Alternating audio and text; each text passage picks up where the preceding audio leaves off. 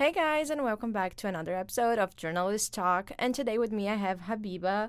She's a social media assistant for CSUN, and she's also a grad student in the mass communication program.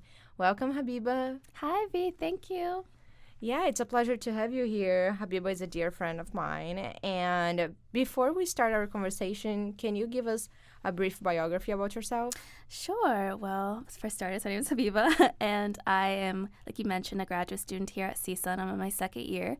I'm set to graduate in May. I went to UCLA, where I graduated with a comparative literature degree and a religion minor. I also worked as a photographer. During my time there, I was a staff photographer, so I captured a lot of portraits, sports, a lot of happenings around LA. And then once I graduated, I was able to focus more on the creative side of portraits and being able to just really delve into my creative just atmosphere, which is amazing. And then I also taught in Egypt for a little bit, and then I decided to just combine both of those and go back on this journalistic trajectory that I'm trying to get back to. And that's what I've been doing ever since, taking any opportunity that I can here at CSUN. I love that. That's good for you. Yeah. And tell me more about comparative literature. I never heard of that. Yeah, people used to make fun of me and say that I was an English major, and I'd always be like, no, I'm not. I'm comparative literature. And then, it's at the end, it's the same thing. So basically, comparative literature is English, but you have to also study another language, typically two, but you can have like different loopholes. So I chose French. I learned the basics of French and tried to read. Obviously I had some assistance because it's really hard to learn a language in 3 years. But I also studied Arabic and translation. Since I'm Egyptian, I always learning about a lot of Arabic texts and just anything that resonates with my culture. So that was really it for me. Just anything that had to do with literature and analyzing and being able to just create arguments. And part of the reason why I chose this major was because when I was a transfer student, or even just in high school, I really wanted to go to UCLA, and it was my dream, and I wanted the kind of the easiest way to get in, but something that I knew I would find more fun and kind of challenging, and I felt like it was better than English, me personally. But then here I am now. Yeah, and how your religion minor came with it. Well, I'm also, since I was raised religiously too, so I've always been really interested in religion, and I've always wanted to see what people have to say, not only in Islam, I am Muslim, but everyone around who's Christian and Buddhist or whoever. There's just so many similarities and differences, and I've always been so interested in seeing what people have to say and why things have come to be the way they are now, based off of the texts that we have that are still so influential 2,000 years later or even more. So it's really great to learn more about it and see just learn about people. Yeah, and now you're doing mass communication in your grad program.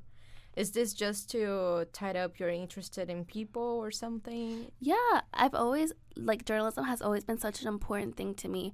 And part of the mistake that I made when I was an undergrad was that I didn't study to be a journalist. So I kind of wanted to take another chance and really focus on that, because I've learned there's so many things that, nuances in journalism, people don't really necessarily think about. And there's techniques and interviewing and learning about the people and the texts. And it's such a big realm of things that people don't necessarily know.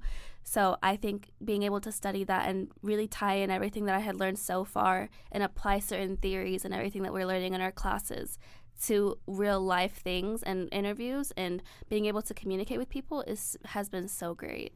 Yeah, I love that every time that we get off of class, we're like, damn, I didn't know that I could apply this for my life. And we're just Exactly. analyzing everything around us. It'll randomly pop up 6 months later, and we're like, wait, I know this text, or and it's a theory you would never think you'd use ever, but it's something that has really shaped the world, with critical race theory.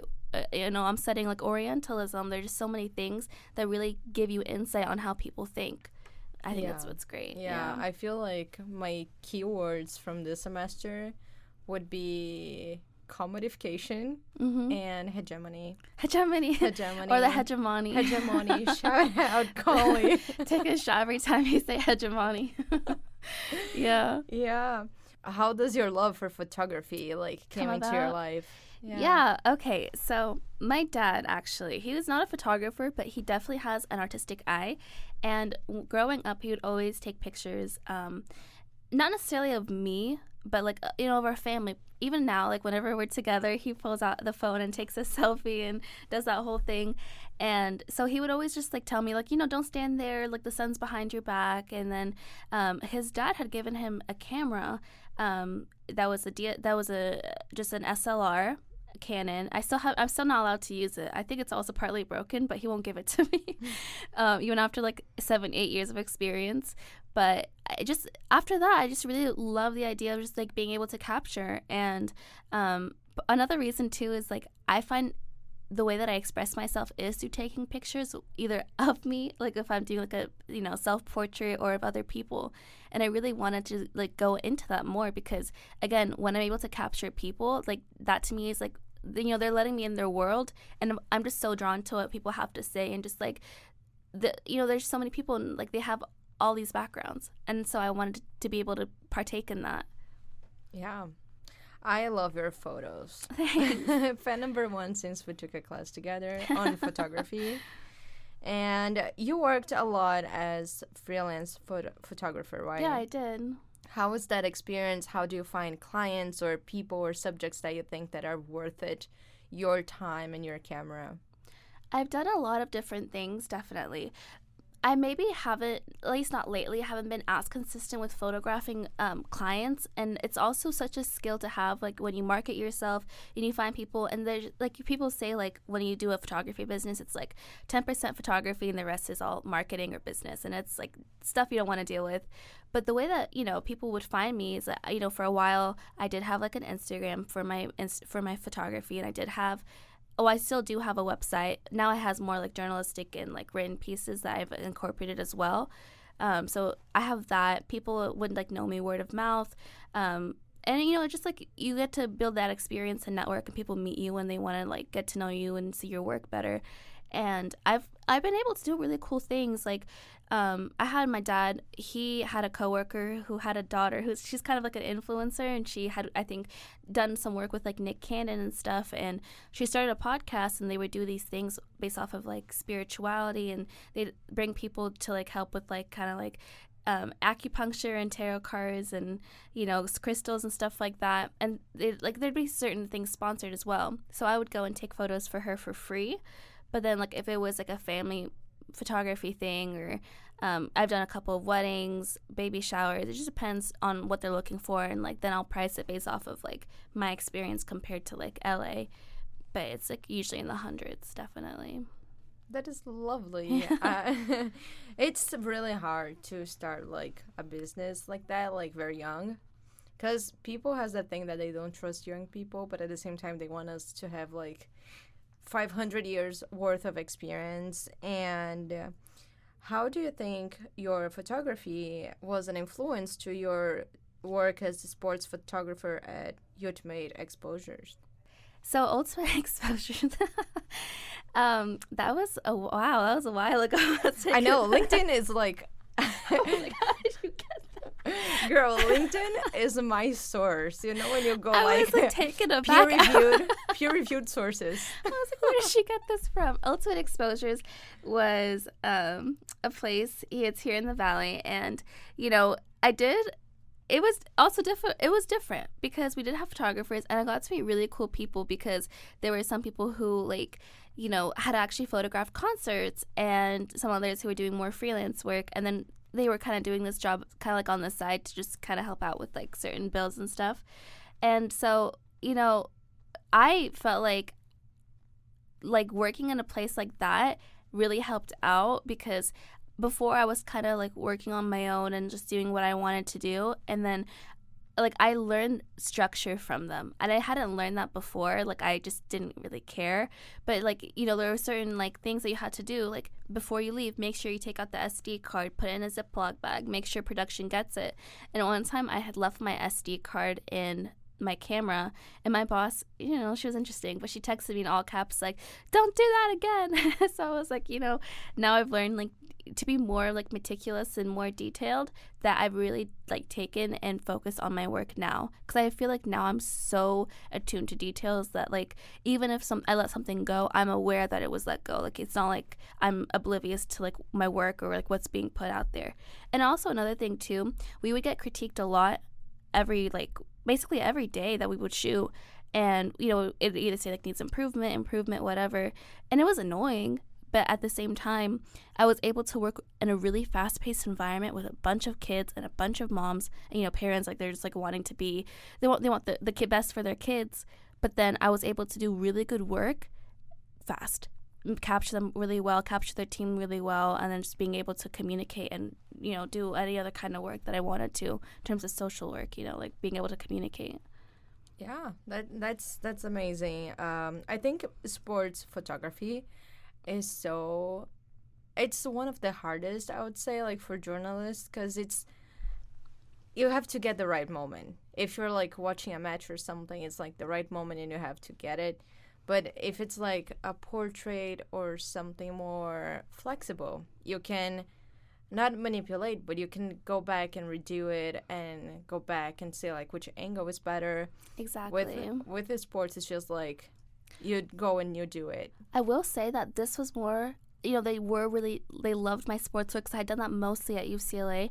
This was more sports teams and being able to, this was portrait based, but it was also really, really fast. Like, I feel like with sports, especially, so like I would do baseball shoots at UCLA, and I started out, I didn't know what an inning was. I kind of still don't, you know, like I still try to teach myself baseball. But when I was shooting, you know, while you want like the specific action shot, at the same time, you can redo that multiple times because the game goes on for like sometimes 3 hours or 4 hours.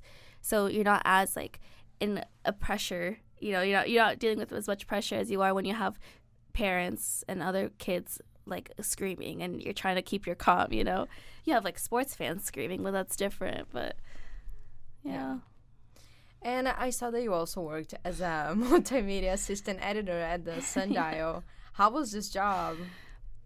You know, this was the first, I think, job that I had that, you know, and again, this is just like building experience and taking whatever I can here at CSUN. But it was really cool because we were still able to do things for the publication, post it on our socials because that was like the focus. And we got to do some work with like, well, especially when like COVID was still going on with like Omicron, and then we had a piece on the gas prices, you know, rising, and it was really cool to do not only like interviews with students and get to like know what they're thinking, but also like we got to showcase like certain resources that maybe students wouldn't have. So it didn't allow me to be, again, more meticulous, but also like now I'm focusing on, you know, how can I convey news in a way that like people will want to like be like would want to watch it, you know, and like whether like if I had like something from a TikTok or something online, then I could incorporate that. I have to make sure to credit it. Like there's other like things that you don't really think about, but it was really cool. And you know, the team was there you know, the team was good. The team had, I think everyone was really talented and they all came with different strengths, and we were able to do what we could with the time that we had. Yeah. Well, that shows ability to be able to do a lot of stuff with the time or the material that you guys got. Mm-hmm. And tell me a little more about the job that you're doing now. I know that you take photos, you write more news-like pieces, you do some TikToks. Yeah, there's just a lot that goes into it, and I love it. You know, there are some days where I'm just like, I feel like there's just so much that's going on. But it's just something that keeps me going. So basically, I am doing social media for the university, and I'm basically running their Instagram, their TikTok, their Twitter, you know, like all the social platforms. But then we also have another component, which is, you know, I have to caption, right? I photograph, I'm creating TikToks, I'm showcasing trends, curating feeds. I have meetings like daily, like there's always something going on. We're always working with partners on campus to see how we can showcase their, you know, whatever they have in mind. I'm able to also really focus on, again, people, and I can use like my journalistic skills and work on like interviewing students of different ethnicities. So with every Heritage Month that's been happening, I've actually been really lucky to like be able to interview people and photograph them. And then we have like a segment on each Heritage Month. So we did Latino Heritage Month. You know, some people say Latinx, you know, that's a problem. But Latinx /O/A month. We did Native American History Month. I'm now starting to work on Black History Month. We're probably going to do Pacific Islander and probably Women's Heritage Month as well, or Women's History Month, something like that. There's a heritage in there, but there we go. Yeah, so we'll probably do something for that as well. It's just been really great to interview people and again organize it. I've learned to be very fast now because I don't really have the time. I can't afford time to just like sit around anymore.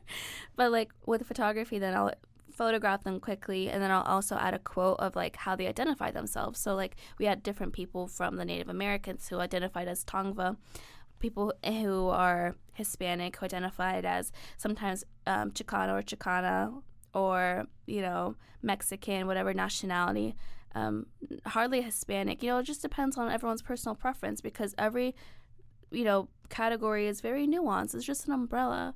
Everyone has their own story and like their own identification that you want to showcase and talk about this like diversity and really be inclusive. Is Arabic Heritage Month like a thing too that you can work on? Because I'm not joking, like you have the background because you and your family are from this heritage, and you may like know other people on campus because we're a very diverse campus. So is that something that you want to bring up to your projects in your work? I mean, I would, but I don't think we have an official Arabic Heritage Month. But I think what we will do is I probably will do a piece on Ramadan, because I did that last year for the Sundial. I did like kind of like my personal like how I deal with Ramadan. It's because it's like you have long days, but you're fasting and you can't have any food or water for the whole day. So from like sunrise to sunset, you can't. So it's like really hard. You feel really lethargic and really like you don't want to do anything. Like you just want to sit there in bed. And so I really want to maybe interview students on that, find Muslim students, but also again, not all Muslims are Arabs and vice versa. So it depends on like the approach I'm doing. I will say that the biggest thing I've had to take away from this is, again, not only just working fast and knowing what I'm talking about, because I'm always put on the spot now, like to the point like I'm never like nervous anymore because I always have to have some sort of an answer quickly, but that you have to consider everyone, because there will always be some sort of complaint or someone will always have something to say if you don't do it correctly. So it means like if I'm doing a Heritage Month piece, I have to do my research. And when we posted the Latinx Heritage Month on CSUN's Instagram, there was a lot of backlash. People were really upset because they didn't like the idea that they were being categorized as being Latinx when they themselves categorize themselves as being Latino or Latina or even Chicana or whatever. But then it's like you have to approach it from like an academic setting as well. So it's like it's a discourse. Like you have to really think about how you're affecting people and if you're representing them properly.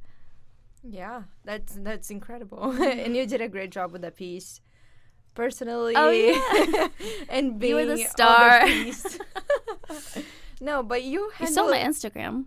Yeah. I took a screenshot. You stole my Instagram. Yeah, but like, it's a lot of stuff that you have to deal with, and we're like thousands and thousands of students. It's normal to have a backlash or something, but people also have to understand that you're trying to get an umbrella, because also not every Hispanic is Latino and like so on.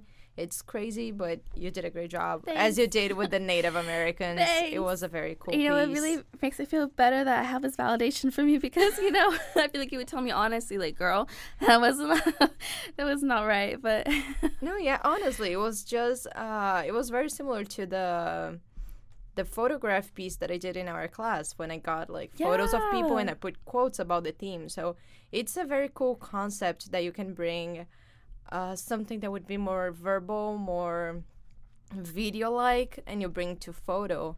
Because sometimes like when you read like a quote, you imagine, oh, this person would be talking with this voice. So you bring like a lot of aspects into like one media, but you bring a lot of medias together. Yeah. I did actually, now that I'm remembering. And I was featured in your piece as well. We've been featured in each other's pieces. But we weren't close then. But now we're like friends, so that's really cool. Yes. I feel like we were friends just like classmates for the moment. Yeah. Yeah. But tell me now, this might be very controversial, but who do you prefer? CSUN or UCLA? Okay. I actually say this to people all the time now. Like, I am so thankful to have gone to UCLA, but they did not help me with finding a job, and I really struggled getting what I wanted. And I think CSUN has been amazing. Like, the people in my cohort have been really great, and like, just, you know, the students, everyone I've met has been so incredibly nice. And I was just telling this to someone earlier. Actually met her for the Black Heritage Month that I'm doing, and she was telling me, or I was telling her, that, you know, UCLA is, from my perspective, very competitive, and people only want what's best kind of for themselves. And it's like, it's not an Ivy school, it's not really elite either, but it's like, it's up there, you know, it's top. And I guess the people who go there like think highly of themselves and will take any opportunity that they can get. And when I come here, I see that there's so many people who do such amazing things, who get really cool opportunities, and they're all really talented. And I'm like, okay, well, these people are just as amazing, you know, but they're not in a very like negative headspace. They'll help people out, and I think that's so important. I think I spoke about this a couple of episodes ago with a friend of mine, if I'm not mistaken, but I can be. How CSUN is very like diverse and welcoming place, and even more like our department, that we can like meet people and everybody's all up to help each other. We're not like, hey, I want your job, so I'm not gonna be your friend, I'm not gonna help you. We're always like pushing each other to like the max that they can be, and I think that's very interesting. There's nothing like, you're not gonna, you know, there's no throwing under the bus. Like, everyone is genuinely like kind of like a family, honestly. Like, and I didn't really expect that going in. I did not think I was going to make any friends going into this program, and I made I made a lot of friends, you know, like, and like really close friends. Like, I would have never imagined. And I didn't, when I went to UCLA, I didn't make any friends, and I dormed there and everything. And the friends that I do have now, one of, you know, she was my friend from childhood, and the other one, I knew her from photography, like when we were doing the paper, but we still don't talk like every day, you know. So it's like, it's I just know that like when I graduate, I'm going to have such a great group of people that like I feel we all just connect so well, even if we have like issues or things that we're not seeing eye to eye on. It's just positivity, never like any sort of angst. That's true. Mm-hmm. There you go. And earlier you touched bases on you being trilingual, speaking English, French, Arabic, and you also taught in Egypt. Did you teach English in there? I did teach English to 11th and 12th grade, yeah. Damn. It's things that we learn every day. Yeah, I mean, that's also, it's such a crazy story, but it was a really interesting experience. But I could have continued doing it, but then it just wasn't for me at the time. I would do it again, definitely. But I was like, you know what? And then I kind of decided I wanted to go to grad school anyway and just kind of really focus on journalism and kind of just combine education and photography and writing and just do one thing.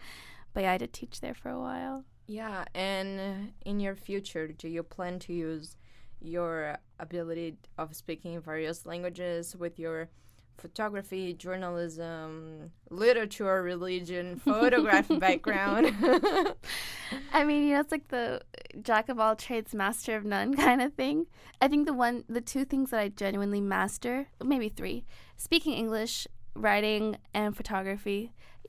All the other stuff like the video and this, you know, I'm just scraping, I'm just trying, you know, but I definitely think it'll always be, you know, associated in my life, like especially the visual aspect of it, because even if I got back into education, I would probably somehow teach photography or still work as like a tutor. I've worked as a tutor too, so like work as a tutor on the side, or like, you know, there'll always be something that draws me to all of these things, even if I'm doing like a side project.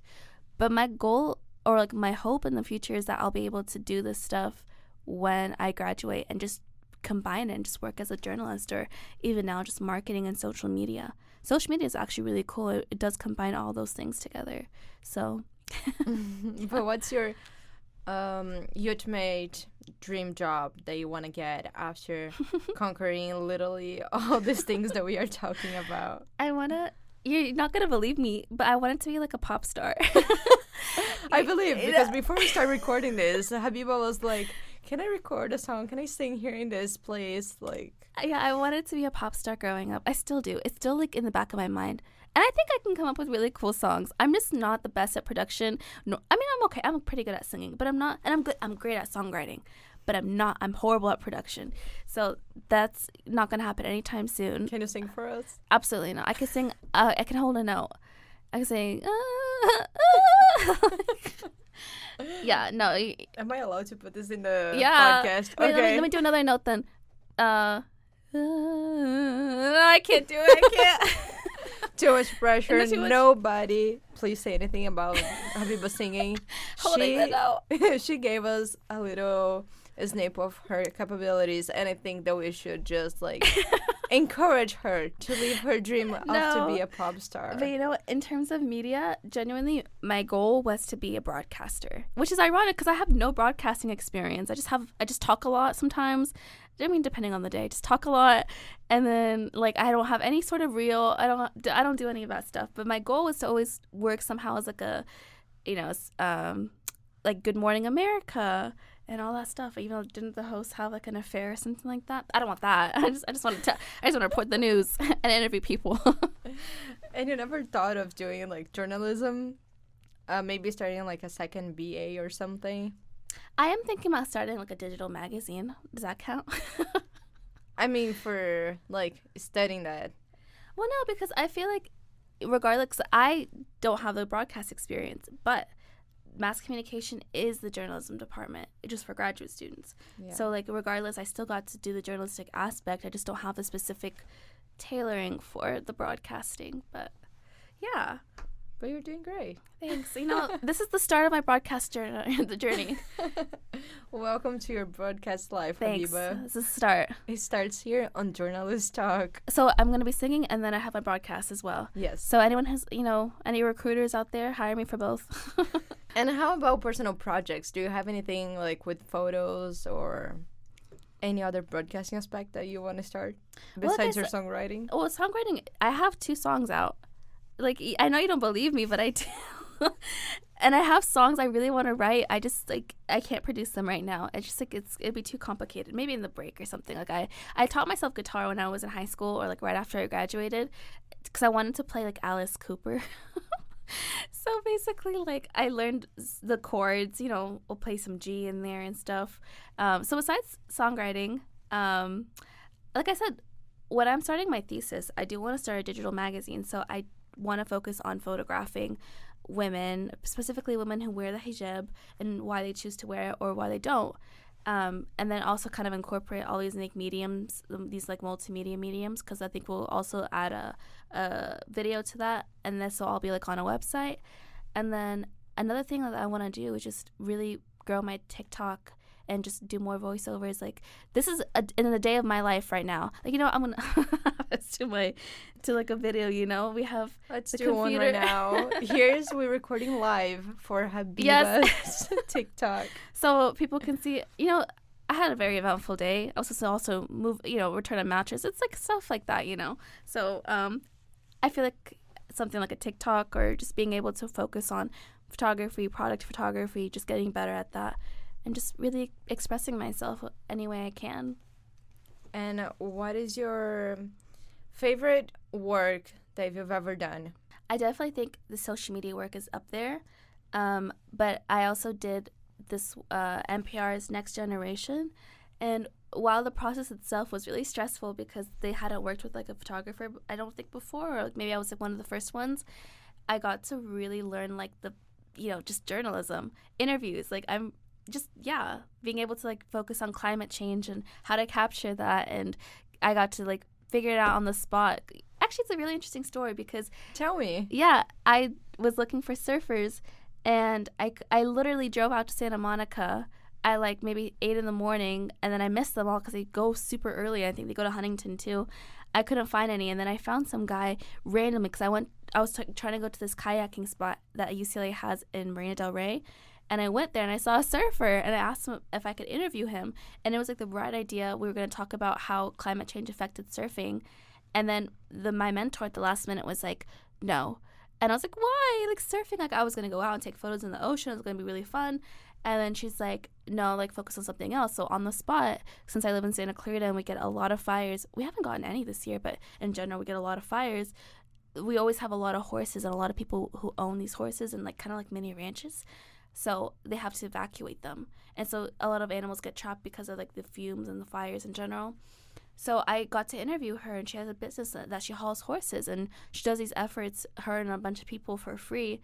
And getting to know her and what she does, and being able to, come take photos of her and of the pigs, and some doggies in there. The horses at that day, I think, had some shots taken. So it's like fun. Like you get to really like live the life of someone for one day. I got to interview scientists here, like who study cancer. And I'm like, I don't know anything about science. I've never worked in a lab, but I felt really cool for like an hour. That's enough. Yeah, that's good. 1 hour. Yeah, and there is like any project that you didn't enjoy that much, or that it ended up being like a whole bloopers type of thing because it didn't work out. It was. I wouldn't say there's a specific project, but I think and every single project is always something that you hate doing, or something does not work out. And maybe it's just me, nothing usually works out in my favor. But like, even just finding people, like if you're not finding people or they're not giving you responses, like it's so easy for someone to be like, I don't want to do this. And then they don't have to follow through, and they have the right to.